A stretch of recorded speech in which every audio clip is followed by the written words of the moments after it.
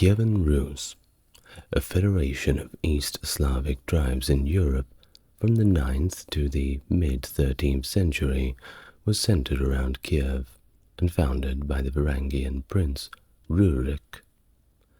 This medieval state laid the groundwork for the modern Slavic nations, including Russia, Ukraine, and Belarus. It was marked by the adoption of Christianity from the Byzantine Empire in the year 988 under Prince Vladimir the Great.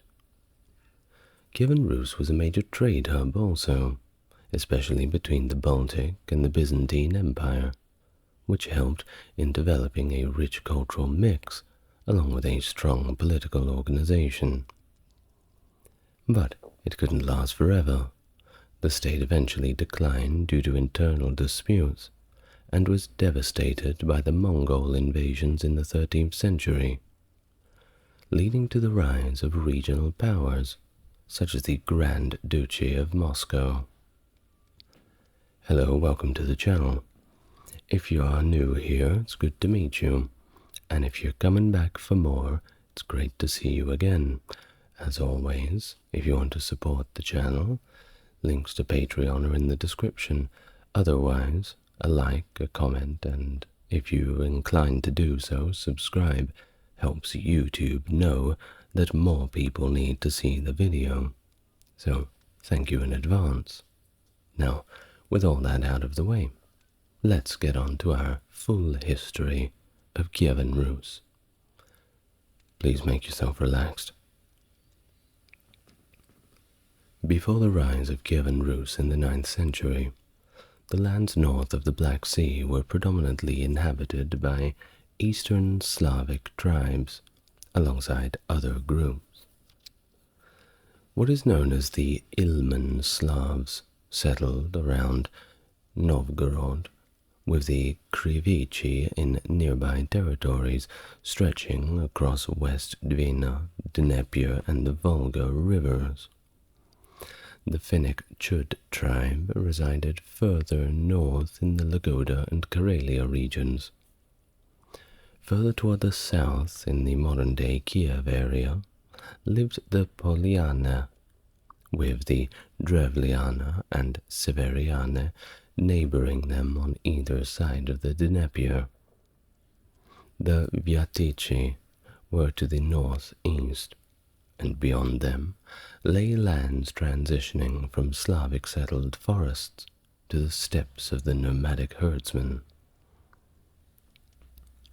The identity of the Rus, whether they were Varangians, Norsemen, or Slavs, has also been a subject of considerable debate, and will likely continue to be so for a great foreseeable future. Current scholarly focus has shifted from determining their exact origins to understanding the pace, and nature of the Norse assimilation into Slavic culture. This discussion, of course, is hampered by a scarcity of contemporary sources, and it leads researchers to rely simply on archaeological findings, descriptions by foreign writers, and later historical legends and literature.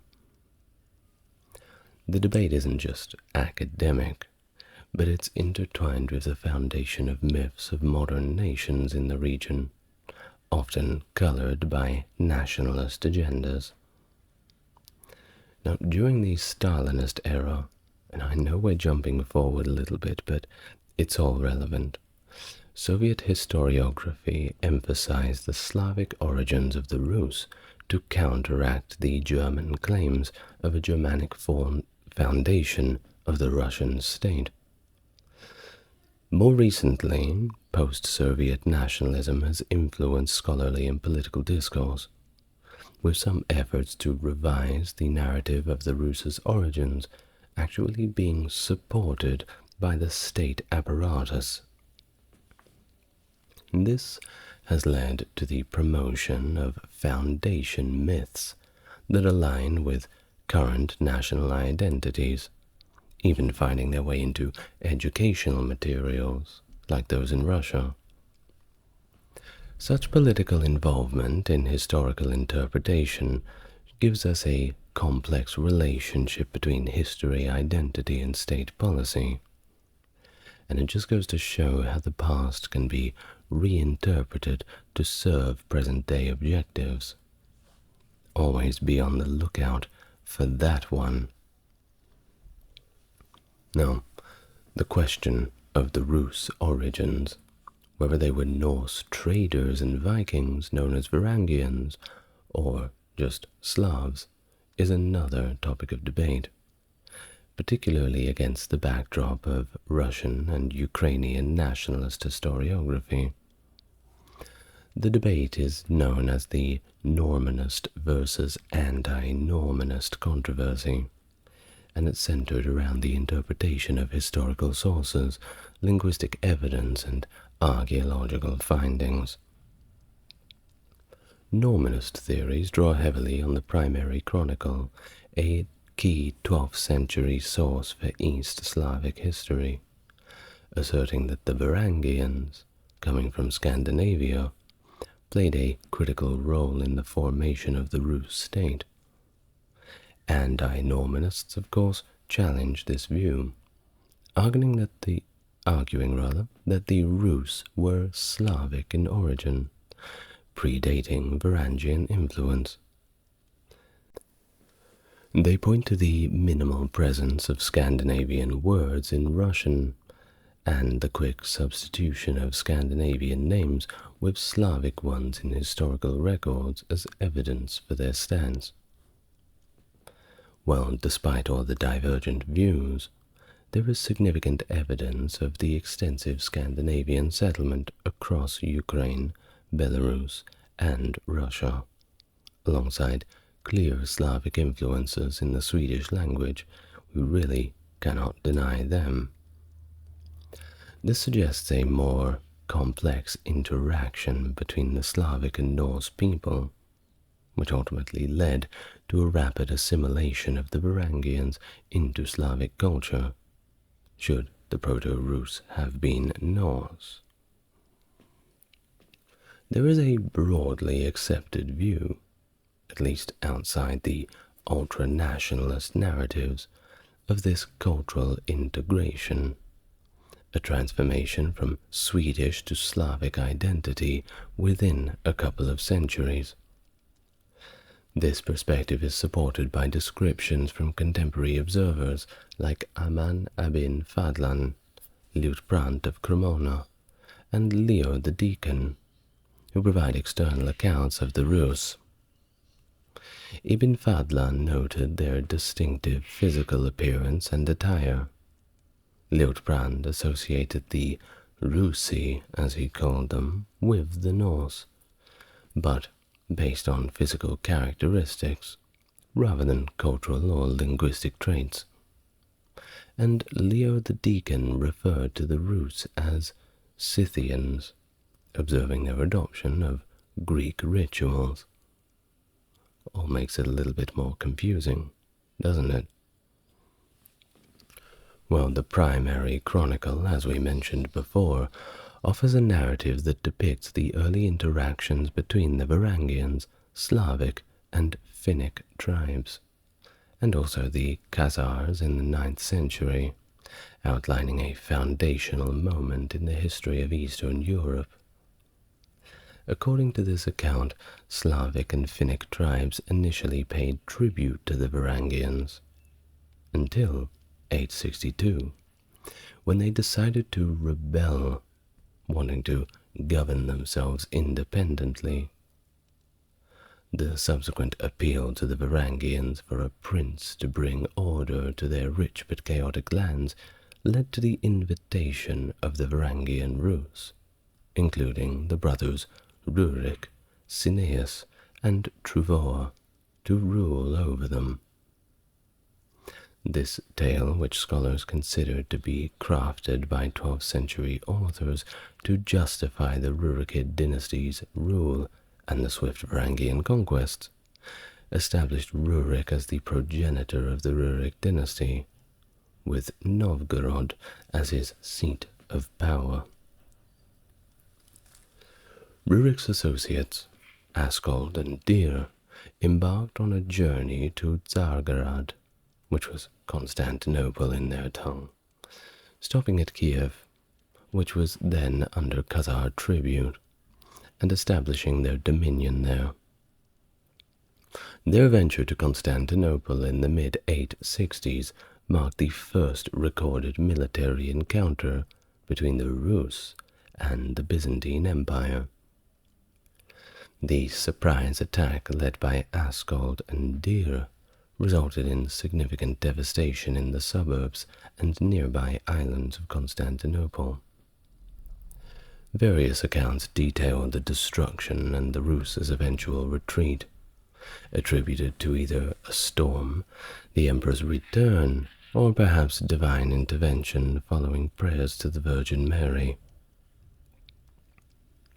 This episode spurred the Byzantine patriarch Photius to send missionaries to the north, aiming to convert the Rus and the Slavs, setting the stage for the Christianization of the region, which is a saga on its own. This narrative from the primary chronicle, while reflecting the historiographical traditions and political agendas of its times, shows the complexity of diplomacy, warfare, and the region's early interactions between the Varangians, the East Slavs, and the Byzantine Empire. Now, what about Rurik? Well, his leadership certainly did lay the groundwork for the expansion and consolidation of Rus territories, although it was a task continued by Prince Oleg after Rurik's death in the 9th century. Oleg's military expedition southward significantly extended Rus control, culminating in the capture of Kiev, which he declared mother of Rus cities. His actions not only established Kiev as a pivotal political center, but also shifted the focus of the Rus expansion and trade from Novgorod to Kiev, thereby securing key trade routes across Europe. Oleg's conquests of neighboring Slavic tribes and the imposition of tributes expanded the Kievan state's influence, directly challenging the Khazars' dominance in the region. His successful subjugation of tribes such as the Drevlians and the Sevarian marked a significant expansion of Rus control, and managed to secure very lucrative resources along with their trade routes. The expansion was, of course, strategic, aiming to monopolize the rich resources and trade routes that pass through Rus-controlled territories, and there were plenty of them. The prosperity of the Kievan state under Oleg's rule was significantly buoyed by its control over these major trade routes. Novgorod, positioned on the northern trade routes, linked the Baltic to the rich markets of Central Asia and the Middle East via the Volga and across the Caspian Sea. The southern route, from the Varangians to the Greeks, facilitated trade between the Baltic and Black Sea, and onwards to Byzantium, which was a crucial link for trade with the wider Mediterranean world. Kiev emerged as a crucial commercial hub, benefiting from its strategic location along the Dnieper and its connection to both east-west overland trade route with the Khazars in Central Europe, and possibly serving as a key node for Radhanite Jewish traders. This extensive network of trade routes enabled the flow of goods such as furs, beeswax, honey, and of course slaves, enriching the Rus state and funding its military expansions, architectural endeavors, and of course further urban development. The economic boom facilitated by these trade networks fostered a vibrant production of luxury goods and jewelry, catering to the demand for such items within and beyond the Rus territories.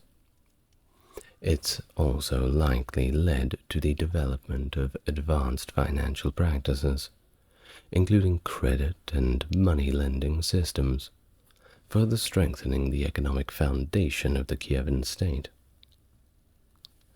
Under Oleg's rule, the Rus established a formidable state that leveraged its strategic geographic position to dominate the trade routes of Eastern Europe, and laid the foundations in general for the prosperity and influence of the Kievan Rus in the region.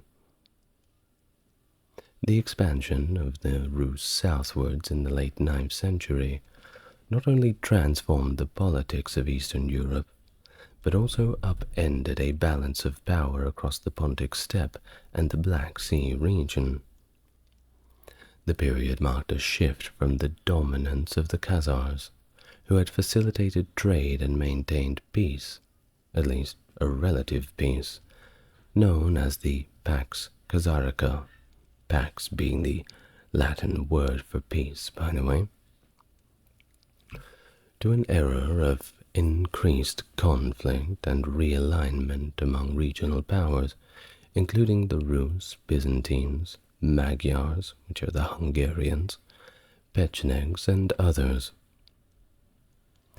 The Rus challenged the Khazar control over these key trade routes, aligning and then conflicting with the Khazars to secure their own strategic advantages. The rivalry was part of a broader shift caused by the westward migration of Turkic peoples, including the Magyars and Pechenegs, following the collapse of the Göktürk Khaganate. These migrations introduced new military pressures on the Khazars and disrupted traditional trade networks, contributing to regional instability. The Byzantine Empire, of course, was watching very closely and capitalized on this turmoil, strengthening its commercial and political ties first with the Khazars and later with the Rus and other steppe groups.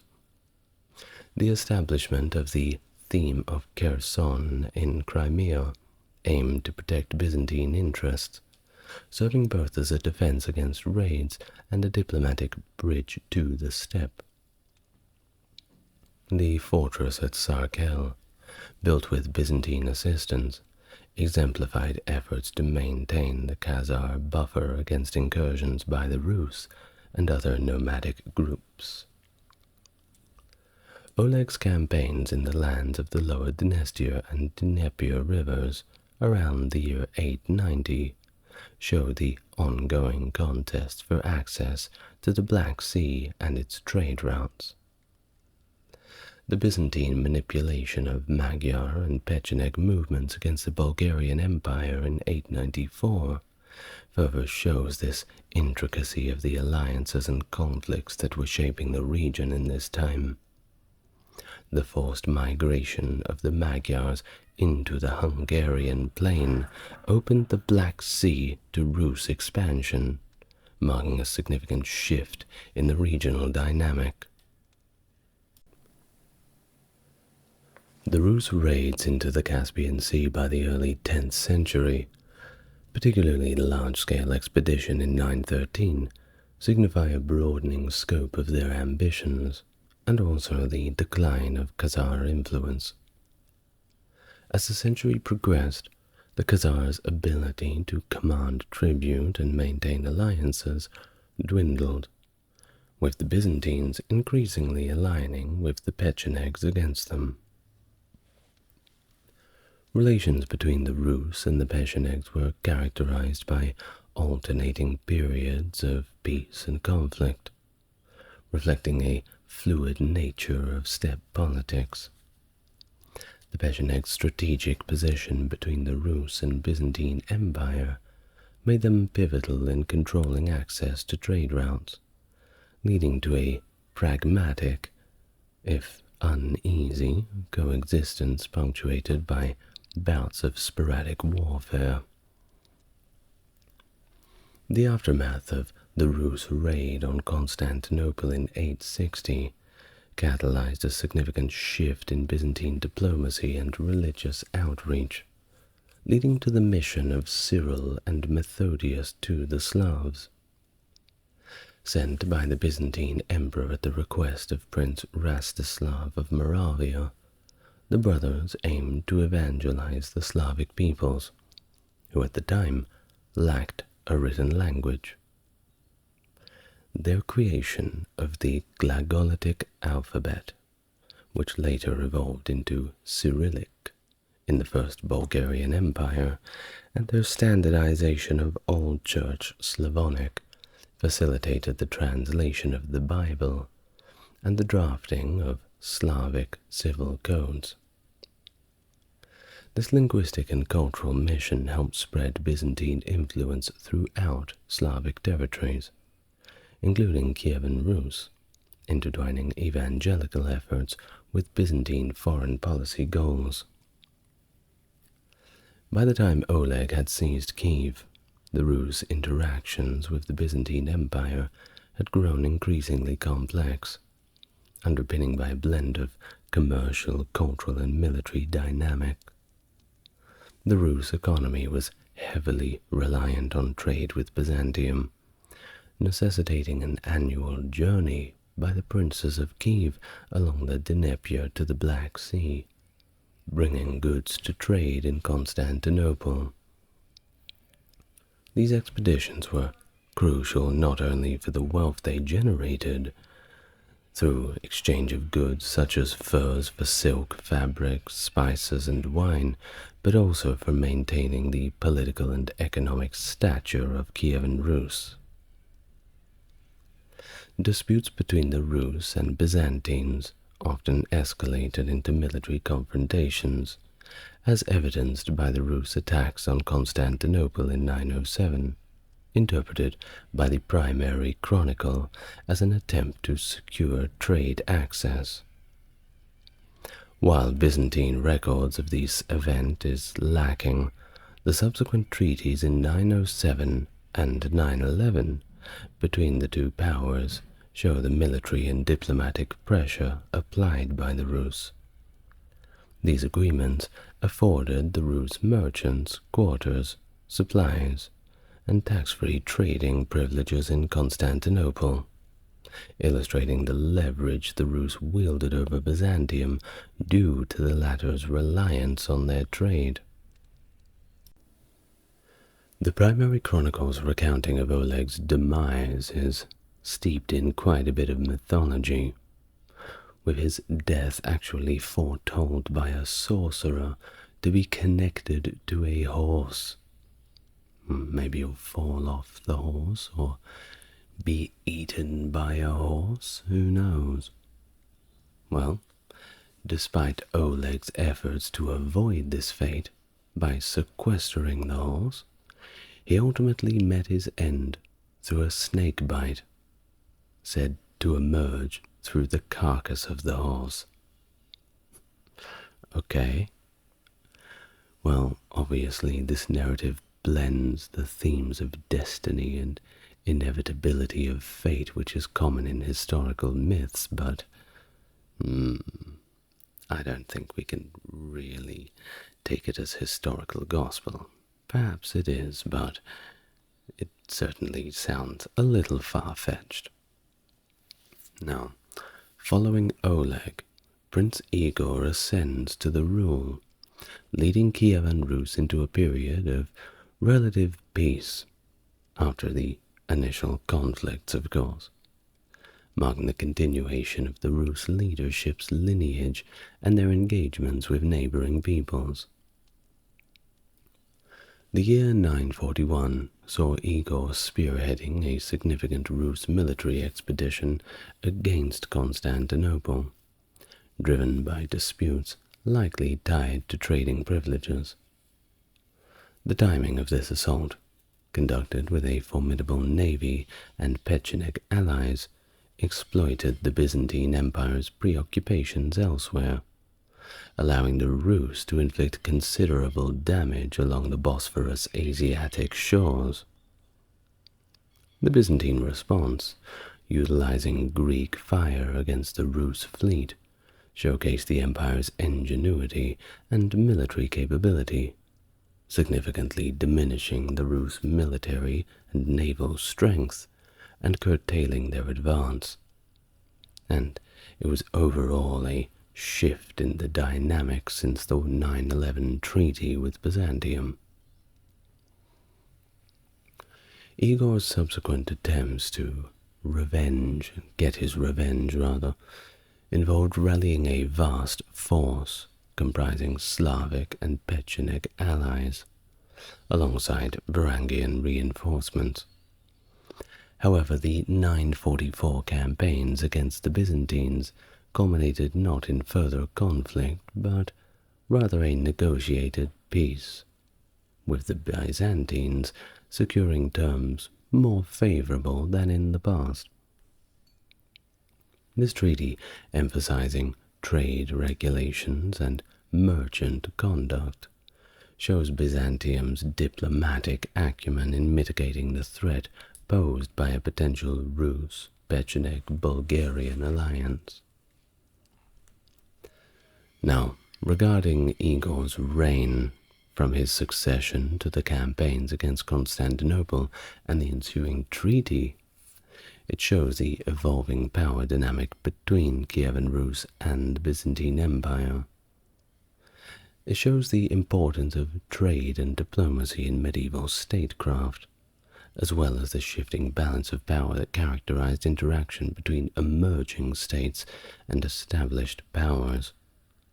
I mean, it's pretty hard to go up against Byzantium, but of course, that depends on the time period. Well, after Igor's death in 945, Olga assumed regency over Kievan Rus, steering the state until her son, Sviatoslav, could take the throne around 963. Sviatoslav's rule heralded a period of remarkable territorial expansion for the Rus, notably through conquest of the Khazars in the Pontic steppe and his own ventures into the Balkans.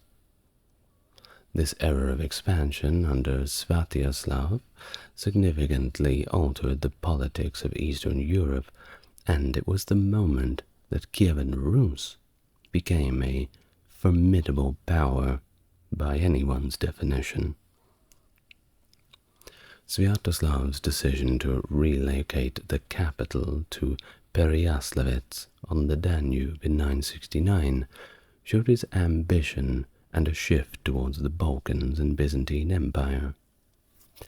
However, his reign, while notable for its military achievements, was also marked by a steadfast adherence to pagan traditions, setting him apart from his Christianized mother, Olga.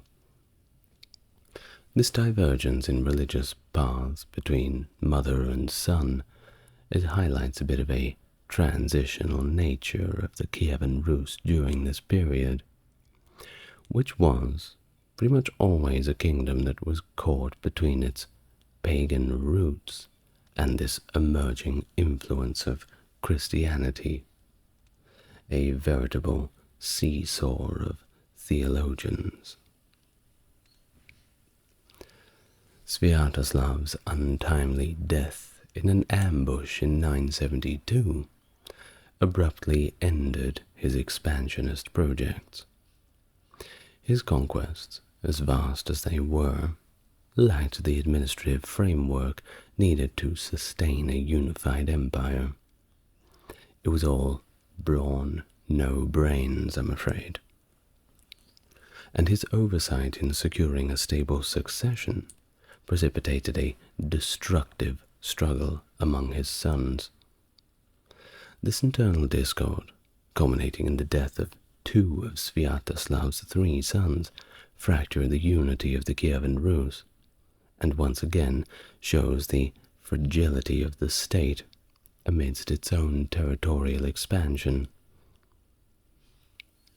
The aftermath of Sviatoslav's rule illustrates the challenges of consolidating conquests into a lasting political structure, and the critical importance of stable succession mechanisms.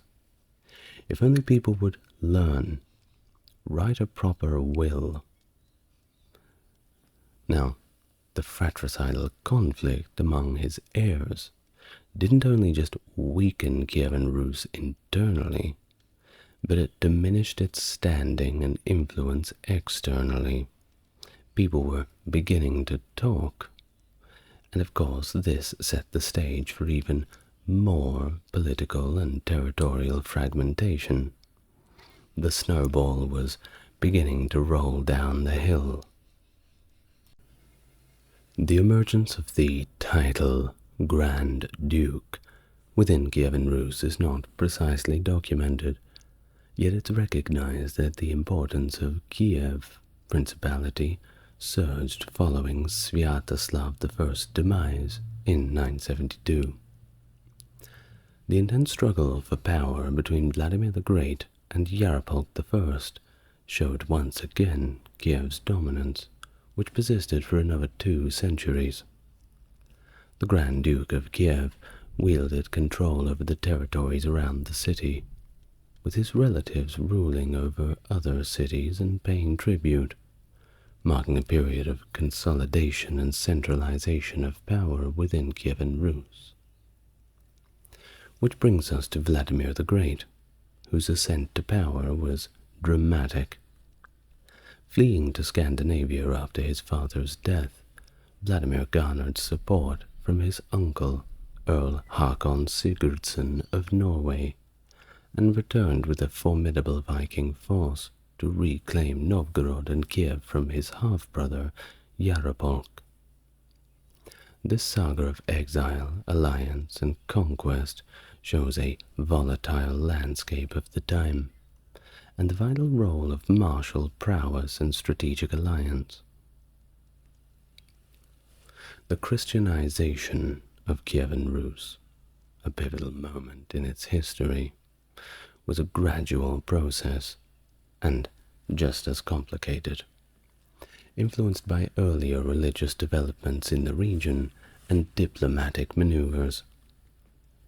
Despite the significant role played by Vladimir in adopting Christianity from Byzantium, the path towards Christianization had much earlier roots. From the 1st century Christianization of Greeks in the Black Sea colonies to the influence of Arian Christianity among the Goths, the region had a multifaceted religious history. Notably, several Kievan princes and princesses, such as Oleg of Kiev, had embraced Christianity, indicating a gradual inclination towards the faith prior to Vladimir's formal adoption. Vladimir's decision to convert to Eastern Christianity, after dispatching emissaries to explore various faiths, was influenced significantly by the splendor and rituals that he observed in Constantinople. His marriage to Princess Anna of Byzantium further solidified the adoption of Christianity, strategically enhancing his relations with Byzantium and ensuring Kiev's access to crucial trade routes. The introduction of Cyrillic liturgy in Greek translations and into the religious and cultural life of Kievan Rus facilitated widespread conversion and integrated them into the broader Eastern Christian tradition. This transformative period in Kievan Rus under Vladimir's reign not only aligned it with the Byzantine world, but it also laid the foundational stones for its religious, cultural, and political future. The adoption of Eastern Orthodoxy had profound long-term effects, shaping the region's identity and historical trajectory well beyond the Great Schism of 1054. Yaroslav the Wise, ascending from the position of Prince of Novgorod, faced familial contention for control over Kievan Rus after the death of his father, Vladimir the Great, in 1015. His ascent to power was not without challenge, however. It was only in 1019 that he managed to secure Kiev, and took until 1036 for him to have undisputed rule over the entirety of Kievan Rus. Yaroslav's tenure was marked by a strategic focus on enhancing diplomatic relations and aligning Kievan Rus with the broader European politics, notably through matrimonial alliances. His efforts to bind his lineage with the ruling houses of Europe, marrying off his progeny to the royalty of Poland, France, Hungary, and Norway, and his granddaughter Eupraxia to Henry IV of the Holy Roman Empire, were aimed at bolstering the prestige and influence of Kievan Rus on the European stage. His domestic policies were equally transformative. He is credited with promulgating the first East Slavic law code, the Ruskaya Pravda, laying foundational legal principles that would govern the social and economic parts of the Kievan Rus. His patronage extended to the ecclesiastical domain as well, with the construction of the St. Sophia cathedrals in Kiev and Novgorod standing as monumental endorsements of Christianity, reflecting the spiritual and cultural flourishings under his reign. These architectural masterpieces were not only religious centers, but also symbols of the state's authority and its deepening Christian identity. Moreover, Yaroslav's contributions to education and monasticism, including the development of the Kiev-Pechersk Lavra by his sons, underscore his commitment to fostering a literate and morally guided society. His reputed establishment of a school system further highlights the value he placed on learning and the dissemination of knowledge, advancing the intellectual capital of the Kievan Rus for years to come. Thus, his legacy is that of a ruler who adeptly navigated the challenges of his times, steering Kievan Rus towards greater internal cohesion, religious and cultural advancement, and an elevated status within the medieval European order. The succession dynamics within Kievan Rus, followed by establishment by Rurik's lineage, presented a complex and often disputed process that played a significant role in the state's gradual fragmentation. The mechanisms for transferring royal power among the Rurikid rulers still remain somewhat ambitious, with scholars divided over the existence or nature of any standardized succession system.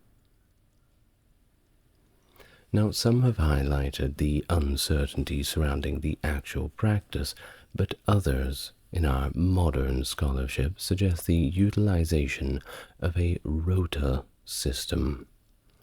Now, this system purportedly allowed princely succession to move among family members, including from elder to younger brother, from uncle to nephew, and of course from father to son. Typically, junior dynasty members would ascend through the ranks by initially governing less significant districts, progressing to more affluent principalities once they had a little bit more experience, and ultimately vying for control over Kiev, which was the most coveted throne. However, the lack of a clear and effective succession system, particularly after the reign of Yaroslav the Wise, 1019 to 1054, is cited as a catalyst for the Kievan Rus's incremental destruction. The absence of structured inheritance rules led to pervasive family conflicts and fostered an overall environment ripe for rivalry and contention. The period saw the frequent use of familicide as a means to usurp power, a tactic that became especially prevalent among Yaroslav the Wise descendants, the Yaroslavici. The succession to Vladimir II, monarch, as the Grand Prince of Kiev, which seemingly bypassed the established rota system, ignited significant disputes among various princely factions, including the Olegovichi from Chernigov, the Monomarchs from Pereyaslav, and the Izyaslavichi from Turov and Volhynia, and the Polotsk princes.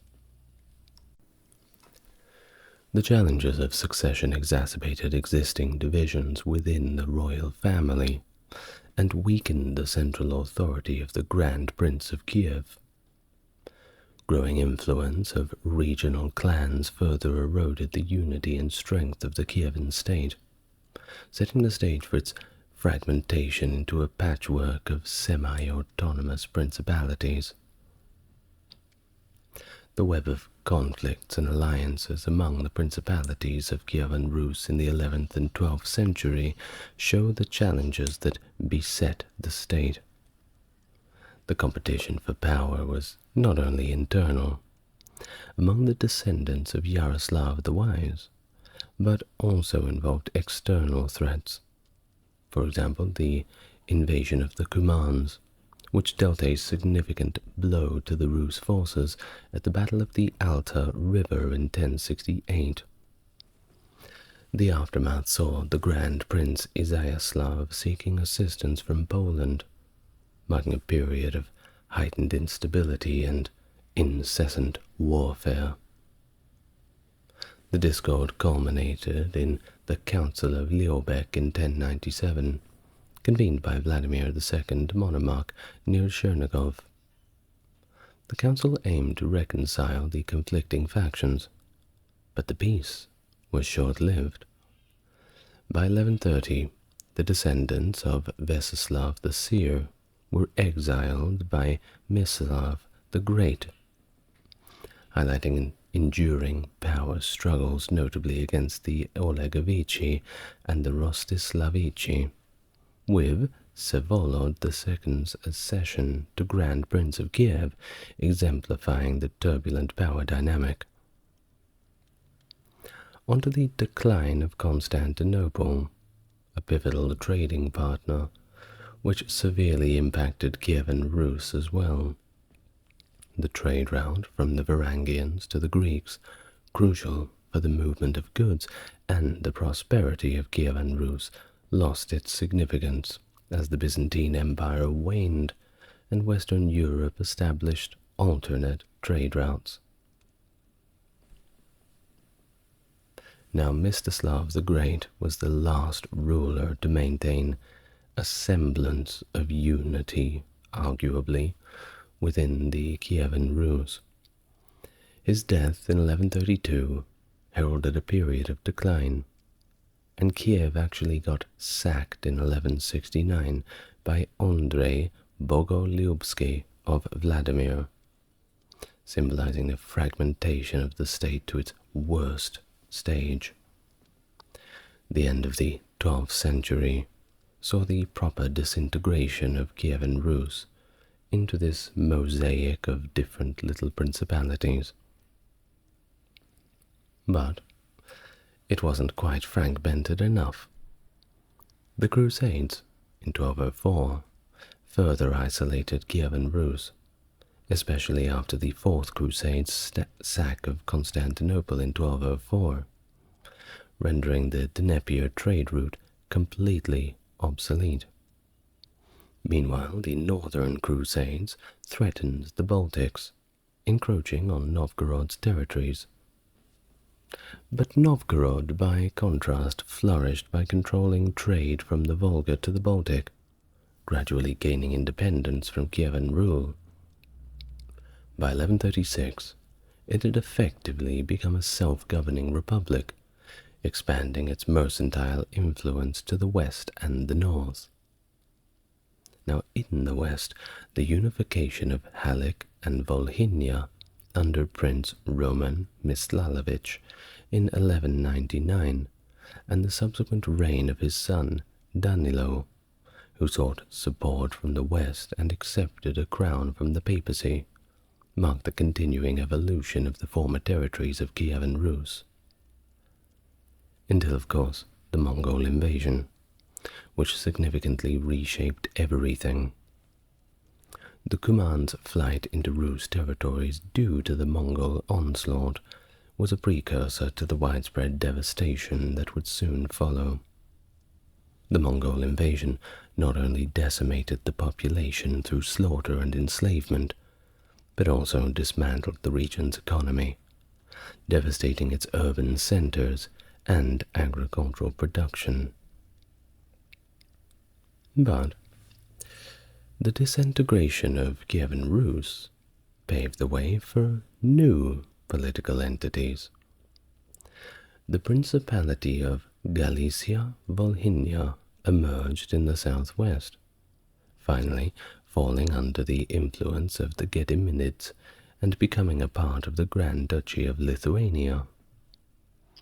This entity, which would later expand to include Ruthenia and Samogitia, heavily drew upon Rus's cultural and legal traditions, demonstrating the lasting influence of Kievan Rus on the region. And in the northeast, the Vladimir Suzdal Principality, and eventually Moscow, began to rise as significant centers of power, gradually absorbing the traditions of Kievan Rus and leading to the formation of a distinct Russian state. The Novgorod and Sukhov federal republics, with their less autocratic structures, remained somewhat independent until their incorporation into the expanding Grand Duchy of Moscow. And if you want to learn about the Grand Duchy of Moscow, I suppose you're just going to have to wait for the video on it. Well, thank you very much for listening to this history of Kyivan Rus. I hope it was all you expected. I'd like to thank my top-tier Patreon subscribers. That is Jeffrey, JC, and Stark Factory. Thank you very much, lads. If you'd like to support the channel, you know what to do. But until then, I hope you've enjoyed today's lecture. And I will, of course, see you in the next video. Good night, everyone.